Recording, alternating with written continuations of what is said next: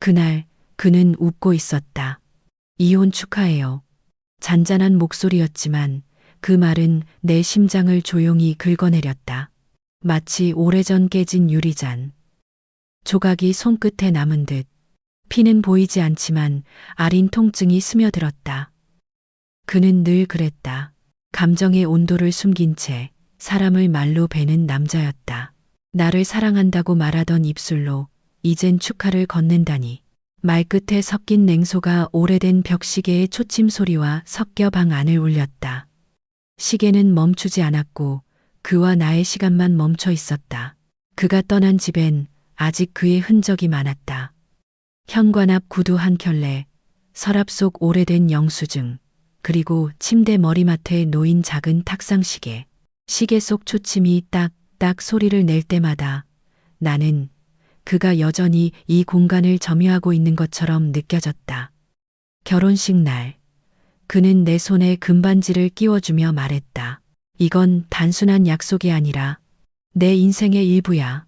그 말이 그토록 무겁게 남을 줄 몰랐다. 지금 내 손가락에는 그 자국만이 남았다. 하얗게 빛나는 마치 아직도 무언가를 붙잡고 있는 것 같은 자리. 사람들은 말했다. 그래도 좋은 이혼이잖아요. 좋은 이혼이라니 그런 게 세상에 있을까. 서로의 상처 위에 웃음을 억지로 올려놓은 관계. 그것을 좋다고 부르는 건 잔인한 위로였다. 이혼 절차가 끝나던 날 법원 앞에서 그는 내게 손을 내밀었다. 이제 자유예요. 그 손을 잡지 않았다. 대신 아주 미세하게 고개를 끄덕였다. 그건 동의의 표시도 반항의 표시도 아니었다. 그냥 아무 말도 하기 싫었던 순간이었다. 그와 나, 그 사이에 남은 건 단지 피로감이었다. 그날 저녁, 혼자 집에 돌아와 냉장고 문을 열었다. 안에는 묵은 김치 한 통과 반쯤 남은 소주병. 나는 그 소주를 작은 잔에 따랐다. 투명한 액체에 내 얼굴이 비쳤다. 술이 아니라 슬픔을 마시는 느낌이었다. 창밖에서는 겨울비가 내렸다. 빗방울이 유리창을 타고 흐를 때마다 지난날의 대화들이 떠올랐다. 당신은 왜 그렇게 모든 걸 감정적으로 봐? 난 그냥 우리 얘기 좀 하자고 한 건데. 그때 그는 늘 말했다. 회사 일이 먼저야. 그 회사. 그가 내 삶의 거의 모든 시간을 회사에 바친 동안 나는 그의 그림자로 남아 있었다. 회식 자리에서 누군가 내게 사모님은 참 조용하시네요라 말하면 나는 억지로 미소를 지었다. 그건 칭찬이 아니라 투명 인간에게 건네는 인사였다. 이혼 후에도 그 회사의 이름은 내 일상에 남았다. 뉴스에서, 기사에서, 그리고 사람들의 입에서 그의 이름과 함께 박도연 전무 올해의 신성그룹 최고 실적 달성.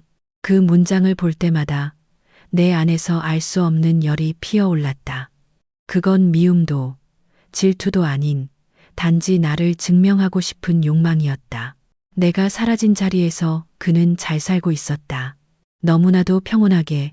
며칠 후 그가 보낸 마지막 문자 하나가 내 휴대폰에 도착했다. 우리 이제 서로의 인생 신경 쓰지 말자.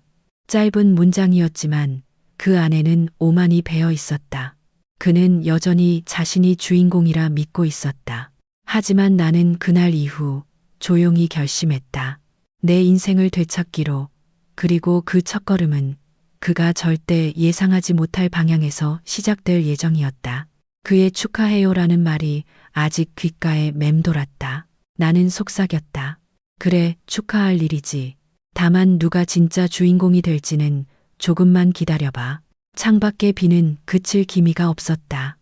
비 냄새 속에 섞인 먼지와 흙, 그리고 오래된 흙병 냄새가 방 안으로 스며들었다. 그 냄새는 이상하게도 나를 깨웠다. 오랜 무력함을 조금씩 씻어내듯 나는 천천히 창문을 닫았다. 이제 내 차례야. 그 말이 내 입에서 흘러나왔다. 소리 없는 다짐이었다. 그러나 그 순간 세상은 잠시 멈춘 듯 고요했다. 이혼 후 처음 맞은 아침, 집안은 이상할 만큼 조용했다. 냉장고가 돌아가는 소리, 벽시계에 초침이 흘러가는 소리, 그리고 내 숨소리. 그 외엔 아무것도 없었다. 나는 커피를 내렸다. 원두를 갈 때마다 퍼지는 쓴 향이 어딘가 낯설었다.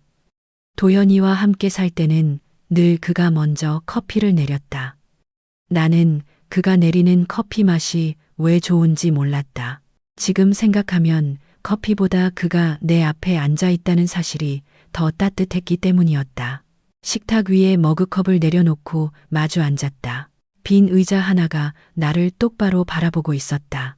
거기에는 여전히 그의 그림자가 앉아 있는 듯 했다.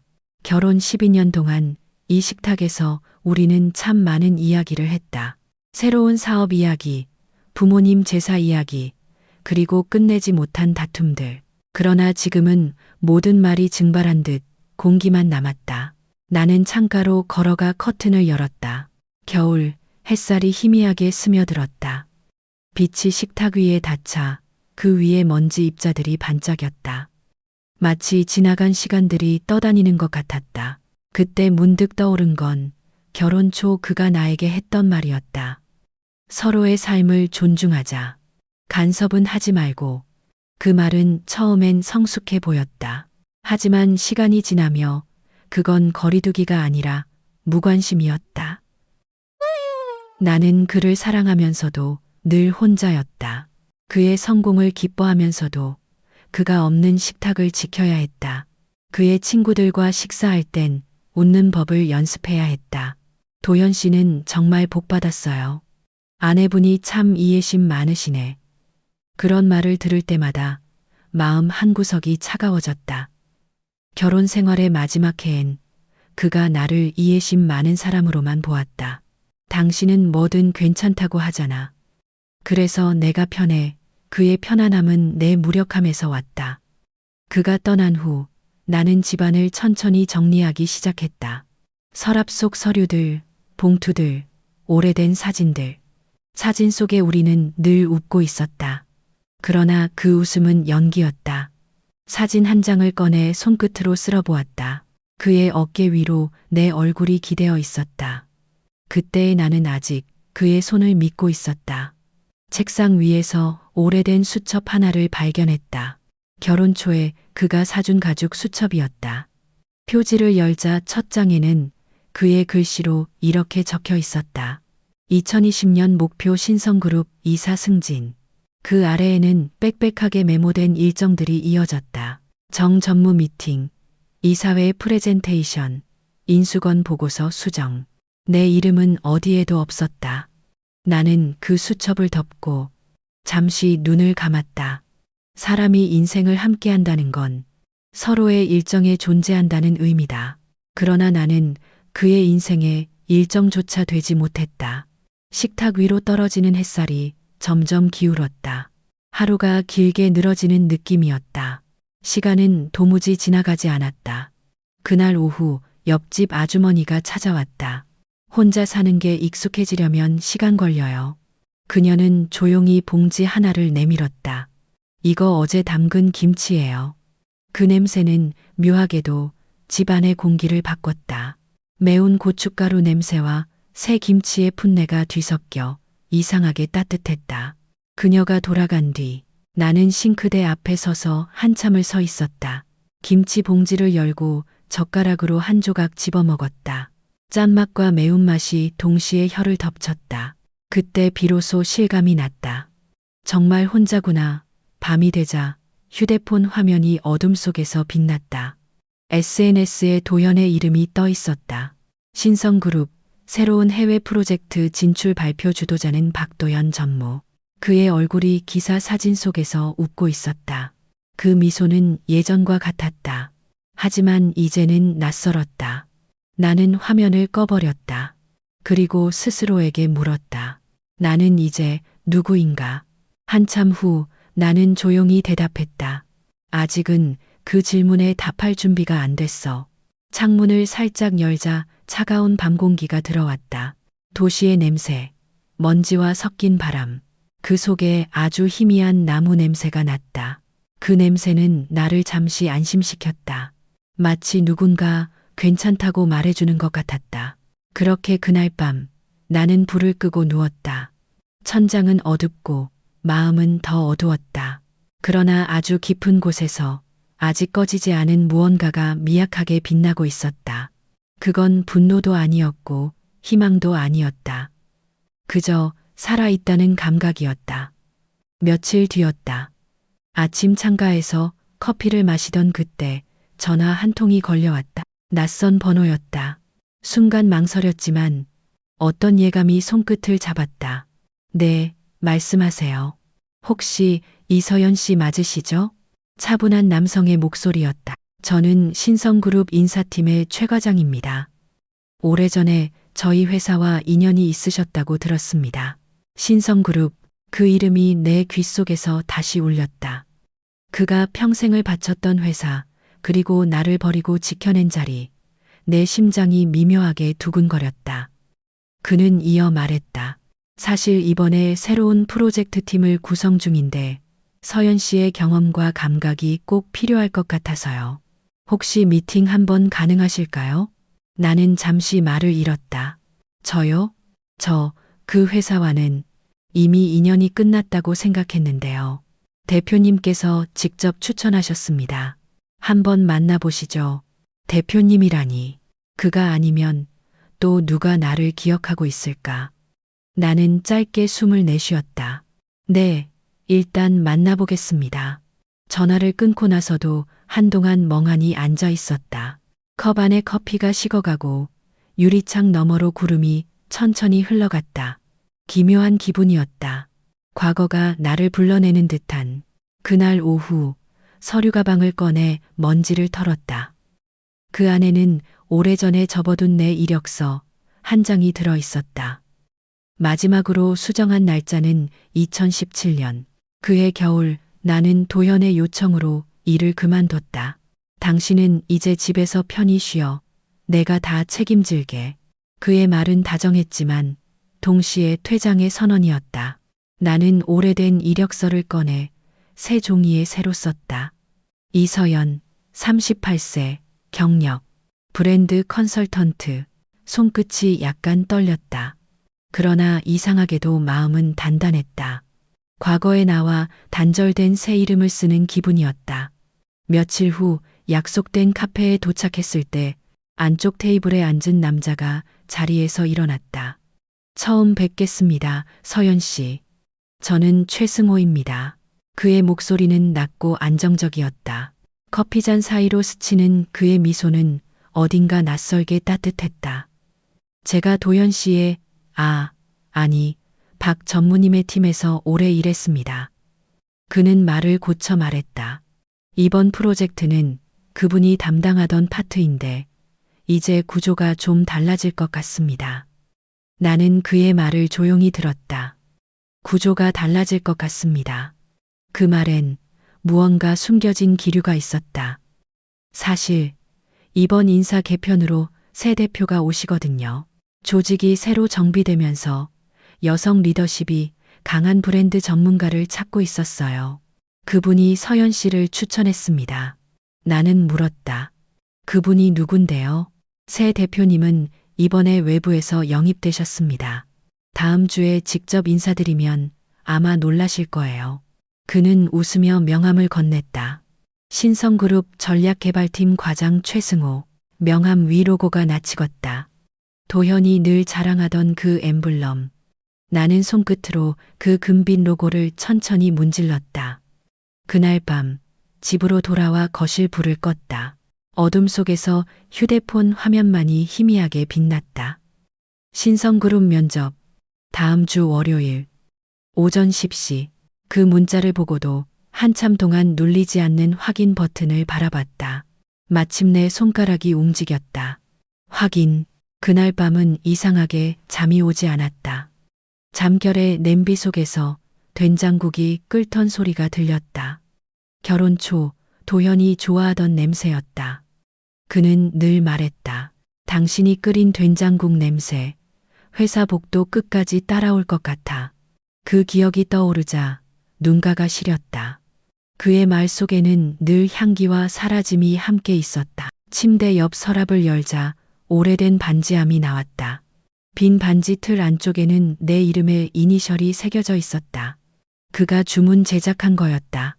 나는 그 반지함을 천천히 닫았다. 이젠 나를 증명할 차례야.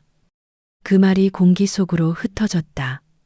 조용했지만 확실한 의지였다. 그날 새벽 창문을 열자 찬 바람이 방 안으로 들어왔다. 겨울 냄새, 먼지, 그리고 아주 희미한 커피 향이 섞였다. 나는 그 공기를 깊게 들이마셨다. 그때 알 수 있었다. 이건 단순한 제안이 아니라 내 인생이 다시 시작되는 전조였다. 회의실 문이 열리자 안에 앉아있던 사람들이 동시에 고개를 돌렸다. 그중 가장 먼저 눈에 들어온 얼굴 박도현. 숨이 멎는 것 같았다. 그는 이전보다 살짝 야위었고 정장 안에 매끈한 셔츠 컬러가 정돈되어 있었다. 표정은 여전히 침착했다. 그러나 그 침착함 속에 묘한 균열이 있었다. 그는 잠시 나를 바라보다가 아무 일 없다는 듯 말했다. 이서연 씨 오랜만이네요.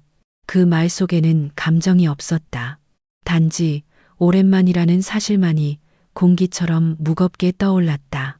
나는 의자에 앉았다. 책상 위엔 신성그룹 로고가 밝힌 회의 자료와 펜, 그리고 따뜻한 물 한 컵이 놓여 있었다. 손끝이 유리컵을 스쳤다. 차가운 유리 표면이 내 손에 닿자 오래전 기억이 떠올랐다. 결혼 초 도연이 늘 마시던 그 온도의 물이었다. 미지근하지도 뜨겁지도 않은 정확한 40도. 그는 온도 하나까지 통제하던 사람이었다. 회의가 시작됐다.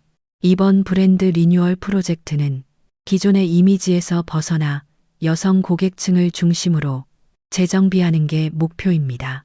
도연의 목소리가 회의실 안을 천천히 울렸다. 내가 들었던 수백 번의 회의 목소리 중 가장 낯선 울림이었다. 그는 이제 내 남편이 아닌 단지 업무 파트너였다. 내 차례가 되자 나는 프레젠테이션 리모컨을 눌렀다. 화면에 브랜드 슬로건이 떴다.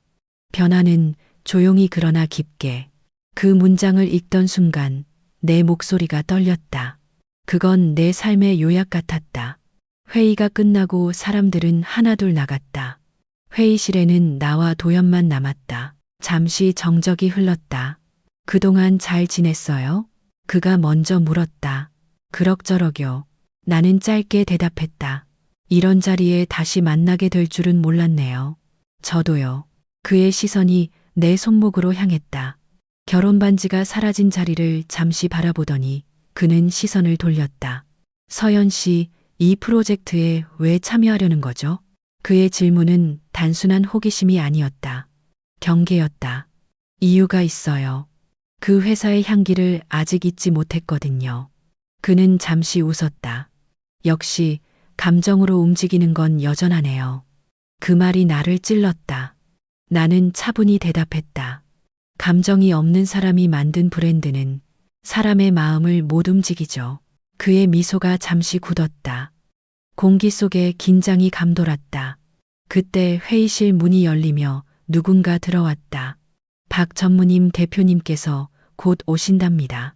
도연은 짧게 고개를 끄덕였다. 알겠습니다. 대표라니.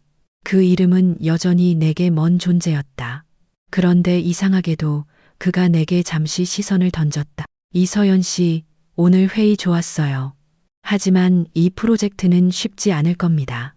어려운 게 싫었다면 여기까지 오지도 않았겠죠. 나도 모르게 대답이 나왔다. 그는 짧게 웃으며 그런 태도 싫지 않네요. 하고는 나갔다. 문이 닫히자 나는 숨을 내쉬었다. 손끝이 여전히 차가웠다. 컵에 남은 물 한 모금이 아직 미지근했다. 회사 복도를 걸으며 나는 유리창 너머로 도연의 뒷모습을 보았다. 그는 누군가에게 전화를 걸며 웃고 있었다. 그 웃음은 예전과 같았다. 그러나 이제 그 웃음의 대상에 나는 없었다. 엘리베이터, 거울 속 내 얼굴이 보였다. 표정은 차분했지만 눈동자 깊은 곳에서 오래된 감정이 일렁였다. 그건 사랑의 잔향이 아니라 나를 무시당했던 기억의 그림자였다. 그날 저녁 집으로 돌아오는 길, 지하철 창밖으로 스치는 불빛들이 파도처럼 흘렀다. 그 불빛 속에서 나는 결심했다. 이 일은 단순한 일자리가 아니다. 내가 잃었던 자존심을 되찾는 과정이다. 집에 도착해 코트를 벗으려는데 전화가 울렸다. 발신자 비공개. 여보세요? 오늘 회의 잘 봤어요. 그 목소리 대표였다. 직접 보고 싶었습니다. 내일 오전에 잠시 시간 괜찮으실까요? 나는 놀라서 잠시 말을 잃었다. 네, 괜찮습니다. 좋아요. 장소는 제가 정해드릴게요. 조용한 곳에서 이야기하고 싶습니다. 전화를 끊고 나서도 한동안 가만히 서 있었다. 대표의 목소리에는 익숙한 어딘가가 있었다. 낮지만 따뜻했고 조금은 묘한 안도감을 주었다. 창밖엔 초겨울 바람이 불었다. 바람이 창문을 두드리며 낮게 울었다. 그 소리는 마치 오래된 기억이 부르는 신호처럼 느껴졌다. 나는 작은 목소리로 혼잣말했다. 이제 진짜 무대가 시작되는 건가? 대표를 만난 건 다음 날 오전이었다. 약속된 장소는 회사 근처의 오래된 다방이었다. 요즘은 보기 힘든 나무 의자와 동그란 탁자, 그리고 유리컵에 얼음을 띄운 아메리카노. 문을 열자 종소리가 작게 울렸다. 그 자리에 이미 한 여자가 앉아 있었다. 짙은 남색 코트, 단정한 단발머리, 그리고 부드럽게 미소 짓는 얼굴. 이서연 씨죠? 그녀는 자리에서 일어나 내게 손을 내밀었다. 반가워요. 저는 신성그룹 새 대표 정하은입니다. 그녀의 목소리는 낮지만 힘이 있었다. 악수를 나누는 순간 손끝에서 전해지는 온도가 묘하게 따뜻했다. 들었어요. 이번 프로젝트에서 중요한 역할을 맡게 되셨다면서요. 아직은 배우는 중이에요. 그녀는 고개를 끄덕이며 배우는 사람의 눈빛이 가장 강하죠. 하고 말했다. 그녀와의 대화는 이상하리만큼 편안했다. 회사 이야기를 나누다가도 자연스럽게 삶의 얘기로 흘러갔다. 사람은요, 자기 자리를 지키는 게 제일 어려워요. 누군가를 사랑하면서도 자기 자신을 잃지 않는 것. 그녀의 말에 나는 잠시 멈췄다. 그건 내가 결혼 내내 몰랐던 문장이었다. 커피 향 사이로 다방 스피커에서 잔잔한 옛 노래가 흘러나왔다. 이젠 그랬으면 좋겠네. 그대 그 아름다운 손으로. 그 가사에 마음이 덜컥 내려앉았다. 서연 씨, 사실 도연 씨와는 예전에 같은 팀이었어요. 그녀가 말했다. 그는 능력 있었지만 너무 완벽했죠. 모든 걸 통제하려 했어요. 일도, 사람도, 심지어 감정까지도. 나는 조용히 커피잔을 내려놓았다. 그녀의 말이 공기를 가르듯 내 안으로 들어왔다. 혹시 그가 그랬나요? 당신의 인생까지 통제하려 했나요? 나는 대답하지 못했다. 그저 웃으며 말했다. 그 사람은 늘 옳았어요.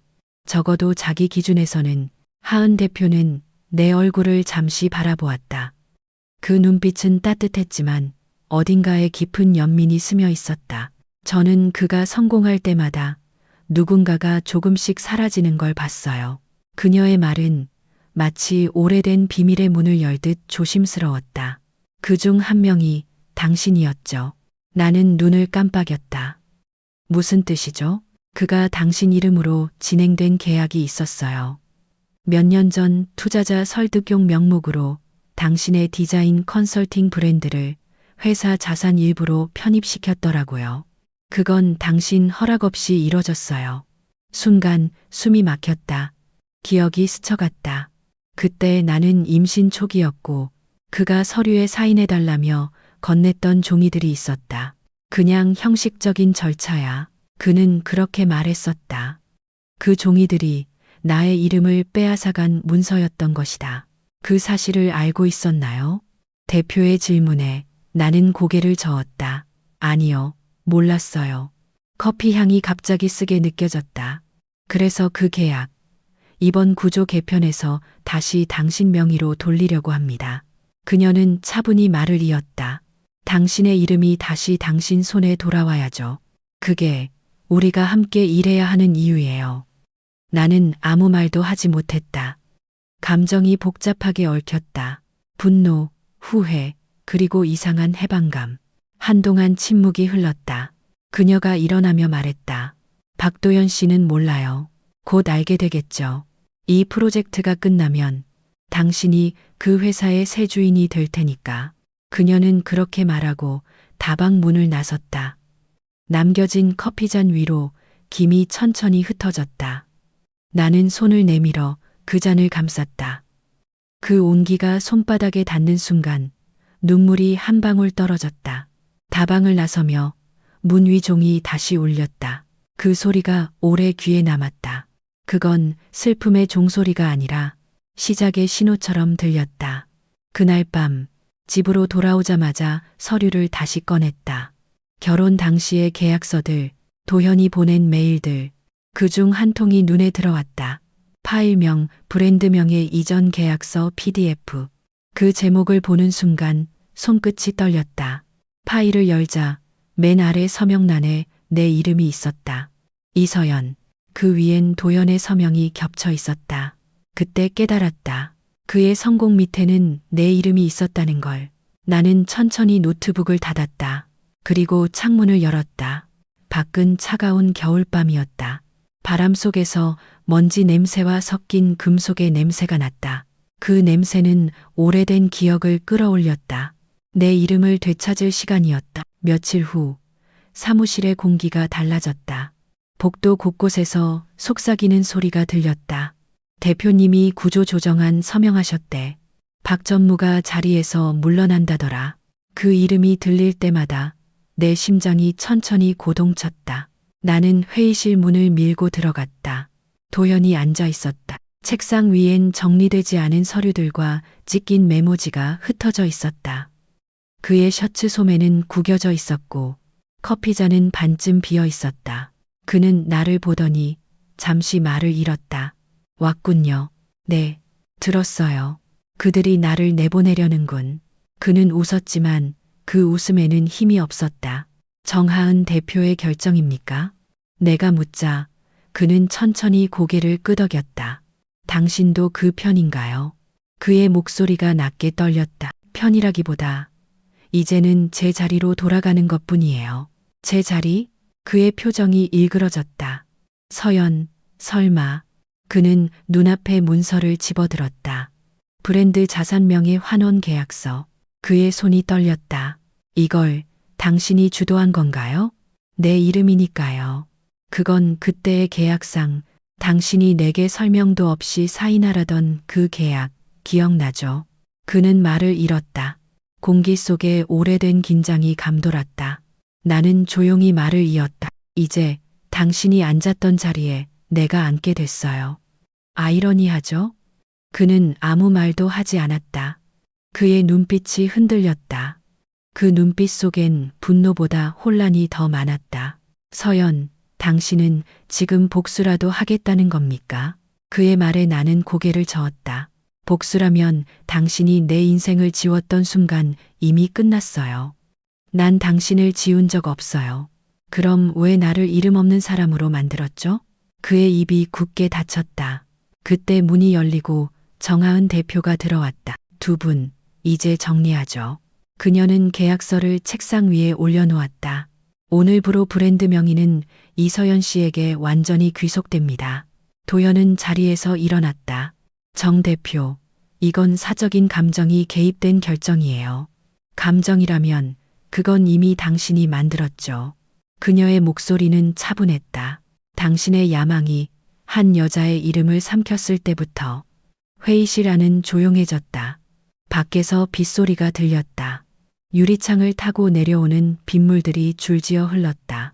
그 소리만이 세 사람 사이의 공기를 메웠다. 도현이 의자를 밀치며 나가려다 잠시 멈췄다. 서연, 당신은 달라졌군. 당신 덕분이죠. 그는 짧게 웃었다. 그래요. 그럼 이제 축하해야겠네요. 이번엔 진짜 주인이 됐으니까. 그가 나가고 문이 닫혔다. 정하은 대표는 조용히 내게 고개를 숙였다. 축하해요. 이제 그 이름은 온전히 당신 거예요. 이게 정말 축하받을 일일까요? 내 목소리가 떨렸다. 그냥 너무 늦게 돌아온 것 같아요. 그녀는 잠시 생각하더니 말했다. 늦게 돌아온 이름일수록 더 오래 남아요. 나는 책상 위 서류를 바라보았다. 이서연, 검은 잉크로 또렷하게 새겨진 내 이름. 오래전 그가 내 서명 위에 덧쓴 서명은 이제 더 이상 존재하지 않았다. 사무실을 나서는데 로비 한쪽에서 직원들이 인사했다. 서연 팀장님, 축하드립니다. 그 소리가 어색했다. 팀장님. 처음 불러보는 호칭. 나는 잠시 멈춰 조용히 고개를 숙였다. 밖으로 나가자 비가 조금씩 그치고 있었다. 젖은 아스팔트에서 올라오는 냄새가 코끝을 스쳤다. 비와 먼지, 그리고 흙 냄새가 섞인 향기. 그 냄새 속에는 묘한 위로가 있었다. 나는 하늘을 올려다보았다. 회색 구름 사이로 희미한 햇살이 새어 나왔다. 빛이 젖은 도로 위에서 반짝였다. 그 빛이 내 눈을 스쳤다. 그 순간 나는 깨달았다. 이건 승리의 순간이 아니라 긴 침묵 끝에 되찾은 나 자신이었다. 그날 이후 회사 안의 공기가 달라졌다. 사람들은 내 앞에서 조심스러워졌고 복도 끝에서 나를 부르는 목소리에는 이사님이라는 호칭이 붙었다. 하지만 이상하게도 그 말이 내 마음을 채워주지는 않았다. 나는 매일 아침 일찍 출근했다. 커피 머신 앞에 서서 머그잔에 뜨거운 물을 받았다. 그 향은 변함없었지만 이제는 다른 의미였다. 이제 나는 그 향 속에서 그의 그림자를 찾지 않았다. 대신 내 스스로의 존재를 조금씩 느끼기 시작했다. 업무는 빠르게 돌아갔다. 회의실에서는 내가 발언할 때마다 모두가 고개를 끄덕였다. 결정권을 가진 사람이 된다는 건 세상이 나를 다르게 바라본다는 뜻이었다. 하지만 이상하게도 그 시선들 속에는 나를 진심으로 이해하는 눈빛은 없었다. 하은 대표는 자주 내 사무실에 들렀다. 괜찮아요. 얼굴이 많이 피곤해 보여요. 괜찮아요. 아직 익숙하지 않아서요. 그녀는 커피를 내려놓으며 미소 지었다. 이제 당신이 그 자리에 앉았네요. 박 전무가 앉던 자리. 나는 그 말을 듣고 천천히 의자를 돌려 창밖을 바라보았다. 그의 자리. 한때 내가 커피를 들고 조용히 기다리던 그 자리. 이젠 내가 그곳에 앉아 있었다.